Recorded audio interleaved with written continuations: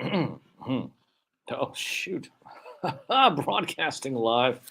Here we are from the WDCE studios. Anyways, so over 40 years since the first Indiana Jones film was released comes the fifth installment in the franchise, Indiana Jones and the Dial of Destiny, starring Harrison Ford, who is now 80 years old in the role once again. Dial of Destiny is a well-directed action-adventure film that, despite being a bit too long and having some questionable plot points, turns out to be an exciting summer blockbuster. Dial of Destiny comes 15 years after the theatrical run of the series' fourth films. 15 years since Kingdom of the Crystal Skull, which was met with lukewarm reception from fans and critics alike, causing audiences to question whether Paramount Pictures should have moved ahead in 2008 with the franchise, so many years after 1989's beloved Indiana Jones and the Last Crusade.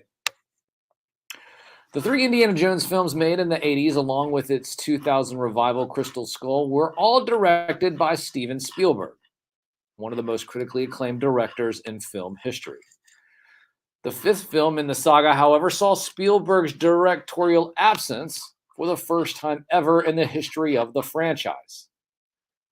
Filling in Spielberg's shoes is director James Mangold, a filmmaker who has been working professionally since the 1990s and has made a name for himself in recent years with such films as Logan from 2017, a dark R-rated film centering on Wolverine from the X-Men franchise, as well as the Academy Award-winning biographical drama Ford versus Ferrari from 2019.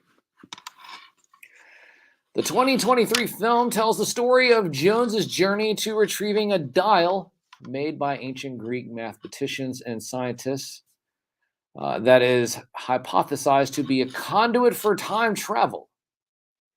Because of the potential of great power to be obtained with the dial, former Nazi scientist is competing with Jones for possession of the storied dial.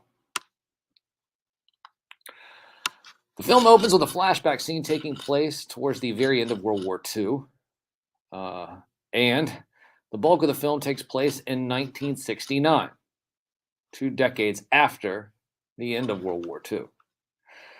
So the filmmakers decided to use the still developing de-aging visual effects on Harrison Ford's face during these flashback scenes, a filmmaking tool that is still early on in its implementation and development. The younger Ford looks and sounds far from perfect in the beginning of the film, with his face looking visibly altered.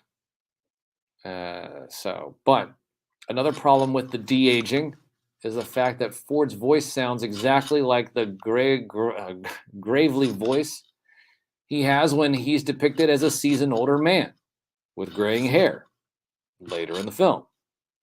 A far cry from his tone from the 1980 films.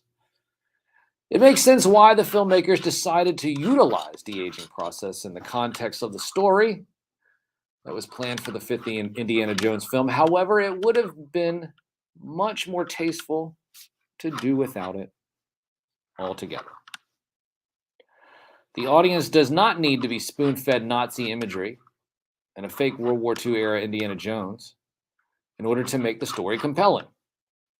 They could have found a different way to incorporate this backstory into the film or change the plot accordingly.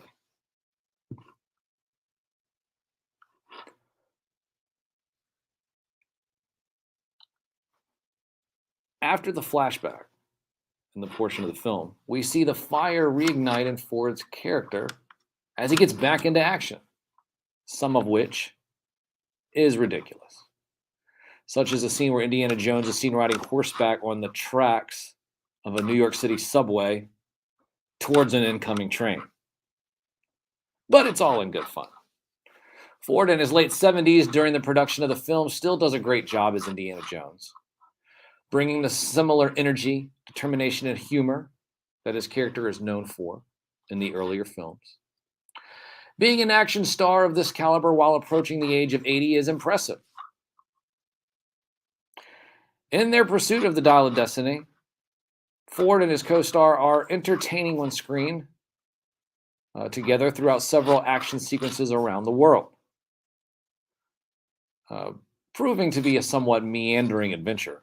The film's runtime is over 2.5 hours and could definitely have been shortened. When it comes to the actual power of the dial itself, it results in a massive plot progression involving time travel towards the end of the film that is sure to be divisive amongst fans of the franchise, but incredibly ambitious nonetheless. Dial of Destiny may not be an addition to the Indiana Jones franchise that was needed by any means, but it is an impressive accomplishment when considering the franchise change of director, Ford's star power and charisma, being as strong as ever at 80 years old, when everyone else at his age is in a nursing home.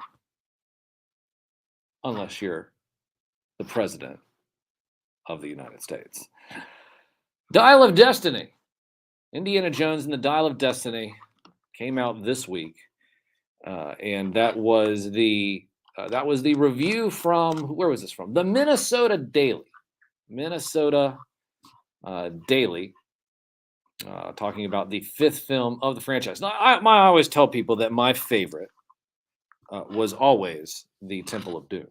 It was always Temple of Doom. Yes, Raiders was great. Last Crusade was okay. But I was always a fan of the Temple of Doom. Indiana Jones and the Temple of Doom starts off with a musical number, Anything Goes, as they're in Shanghai. You know, Dan Aykroyd is in it as well. Dan Aykroyd is in the Temple of Doom, in case you did not know that. Most people did. But it was the best. It was this, heart ripping out and all that jazz, blah, blah, blah. Yeah, I understand all that. But as far as the films go, it was always my favorite out of the 3. It may not have been your favorite, but it was always my favorite. But outside of that, I guess if you want to go see it, Deep Cut Dave was talking about it earlier in the show, about how he thought it was good but not great. It is expensive to go see movies. So if you are going to go see a movie, just understand it's going to be expensive. And hey, I mean, that's okay if you're willing to do that. Last couple things here we have just before we head out here is at Sam Newsman, all over social media, at Sam Newsman, Facebook, Instagram, Twitter, TikTok, Twitch, Rumble, all over the place. Threads. Yeah, we're Threads now too, but we're all over the place. You want to follow us all over social media. Make sure you're downloading the Live 365 app. Search WDCE, and you can listen to the songs that I'm going to be playing here in just a few moments. Hashtag Sam the Vote. Sign up, reach out to me directly so we can have an Instagram live session anytime between July, let's say 13th through now, July 13th through the 30th. I believe the first 2 days have been booked already.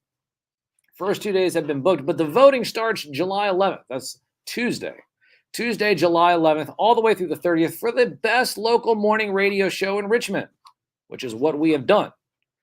We've done it for the 2nd year in a row. And so we just want to ask everybody to make sure that you vote every single day. Tell your friends, tell your family, tell everybody. Vote every single day, July 11th through July 30th. I will be on social media every day ad nauseum reminding you so that we can take it. We can take it this year. We can do it so long as we have your help.